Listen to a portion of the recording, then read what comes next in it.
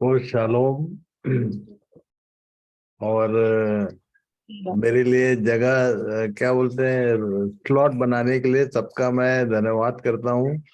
और बहुत ज्यादा कुछ नहीं बोलूंगा, केवल कुछ काम की बात जो मैंने इस झुंड के लिए देखा है कि इस झुंड में जैसा शुरू से सबको अवसर दिया जाता है। और I can say everyone is a, छोटे से लेके बड़े तक सब लीडर्स हैं। कहीं न कहीं वो उनकी सेवाएं परमेश्वर के काम में होती हैं। और इसलिए उसी से रिलेटेड एक करेक्टर के विषय में आज मैं बताऊंगा, ताकि सबको प्रॉपर गाइडलाइन मिले कि सर्वेंट्स को कैसा होना चाहिए। टाइम जो फर्स्ट कॉल आउट था, पहला विश्वासी कहना चाहिए बाइबल का, जिसको परमेश्वर की बुलाहट मिली और उसके सामने एक काम आया, एक जिम्मेदारी का, तो उसने अपने घर के जो सबसे सीनियर मोस्ट उनका सर्वेंट था उसको उसने बुला के एक काम सौंपा। हम लोग सब जानते हैं, एलिएजर नाम था इसका।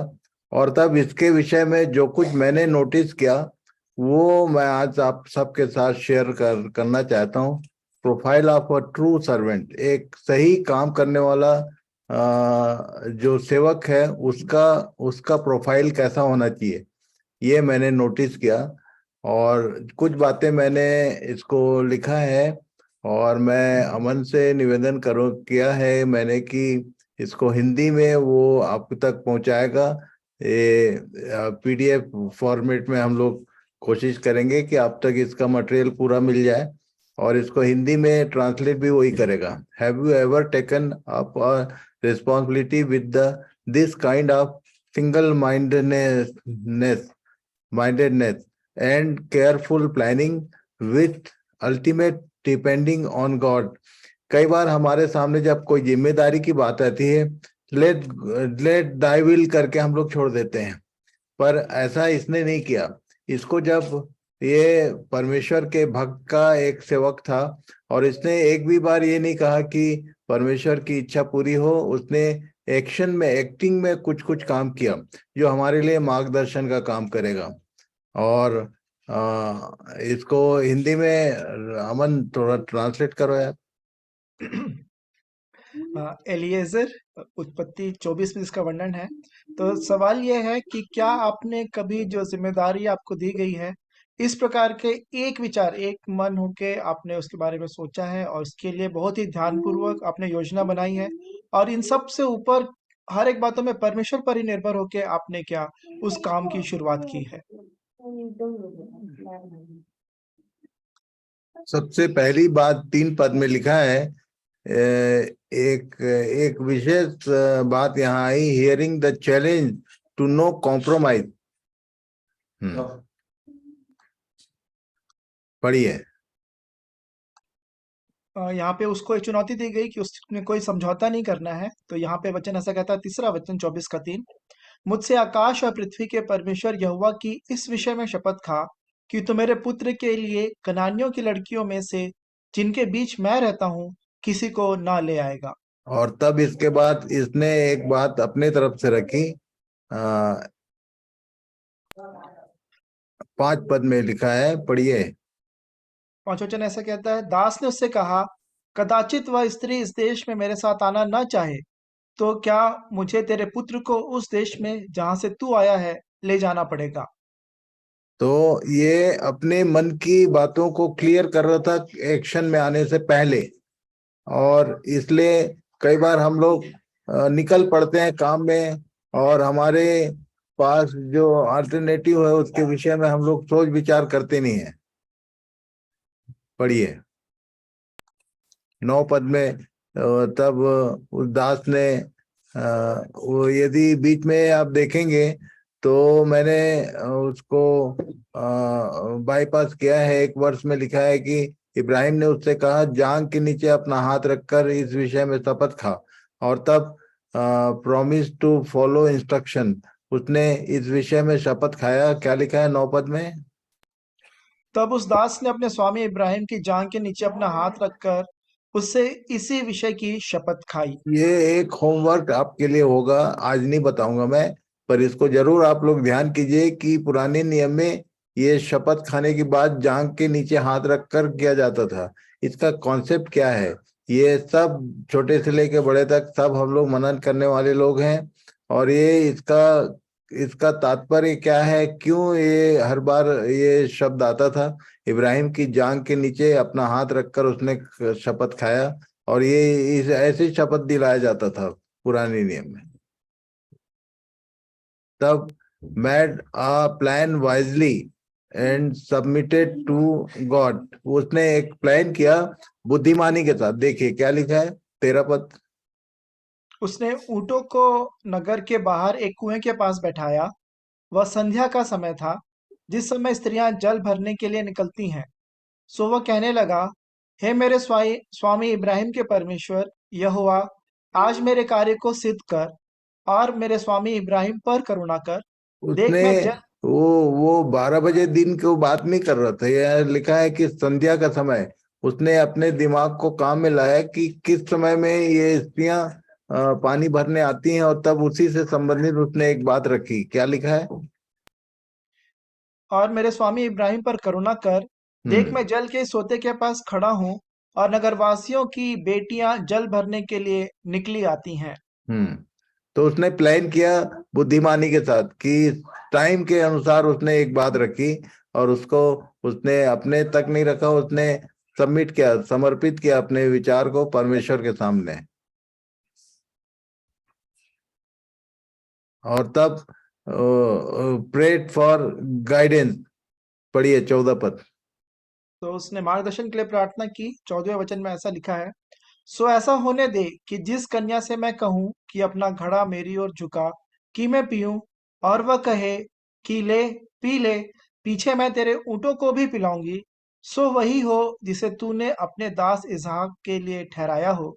इसी रीति मैं जान लूंगा कि तूने मेरे स्वामी पर करुणा की है। तो ये बार बार एक बात कह रहा था, अपनी बात रख रहा था, और उसको परमेश्वर के सामने, उसके सामने रख रहा था। ऐसा होने दे कि मैं जो कह रहा हूं वो हो सके। और तब आगे क्या लिखा है? पढ़ो भाई। Devised a strategy with room for God to operate. उसने ऐसी तो रणनीति बनाई जहां पे परमेश्वर को कार्य करने का अवसर मिले।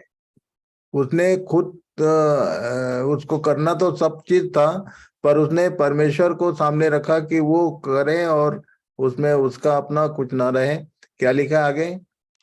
Weighted and watched closely. So उसने इंतजार किया और ध्यान पूर्वक नजदीक से देखता रहा।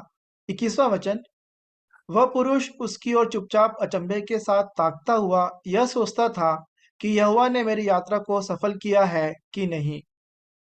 तो उसने इंतजार किया अपनी बात को पूरा होने का। उसने, कई बार हम लोग अपनी बात रखते हैं पर वेट नहीं करते हैं, या डिस्टर्ब होने लगते हैं जल्दी, कि कोई जल्दी आंसर नहीं मिल रहा है, वो पता नहीं कितना देर तक वेट किया होगा। ये मेंशन नहीं है, पर उसने वेट किया। आगे क्या लिखा है 26 और 27 पद।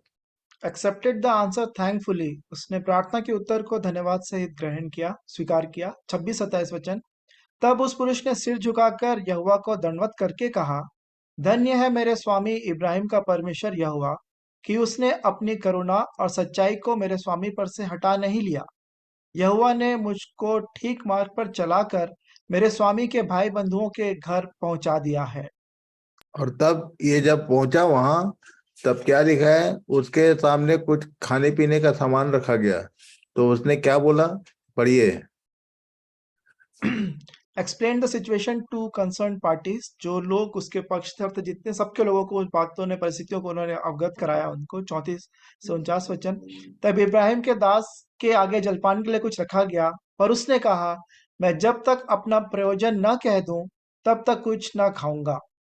ये कई बार हम लोग जब एज गेस्ट जाते हैं कहीं, तो सबसे पहले खान पान का बात किया जाता है। तो कई बार मैंने देखा है, कई बार हम भी करते हैं ऐसा, कि सबसे पहले बिना कुछ अपनी बात कहे खाने पीने में ज्यादा इंटरेस्ट रहता है।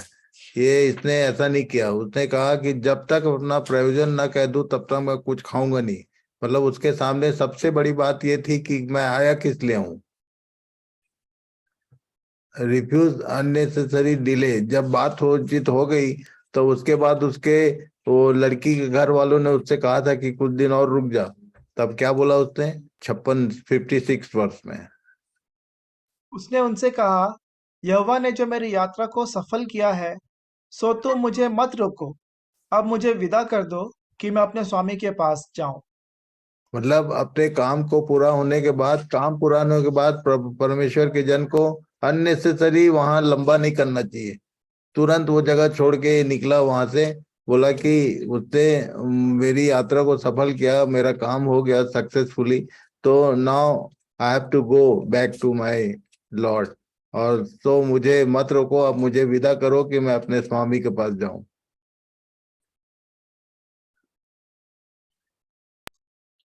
Followed through with entire plan.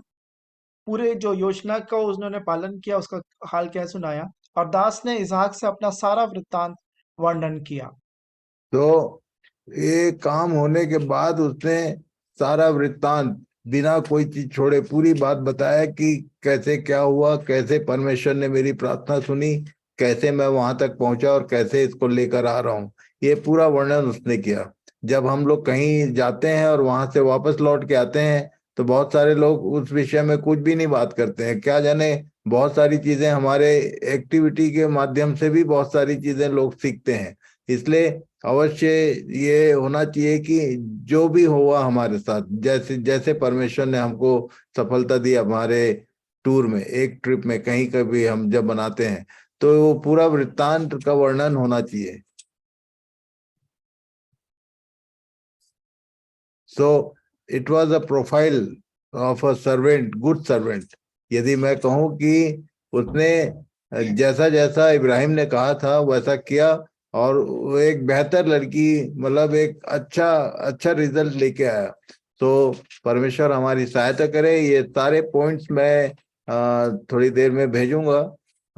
Aman group में डालने बोला है मैंने। तो इसको हिंदी में ही लिख के भेज देंगे सबके पास कि आपको सहायता हो। वैसे कई बार हिंदी उतना क्लियर नहीं होता है। दोनों दोनों पीडीएफ जरूर भेज देना सबको, क्योंकि सारे लोग लिटरेट हैं और हम लोग सब समझ सकते हैं। सो प्रभु इन बातों के द्वारा, इस करेक्टर के द्वारा हमारा मार्गदर्शन करे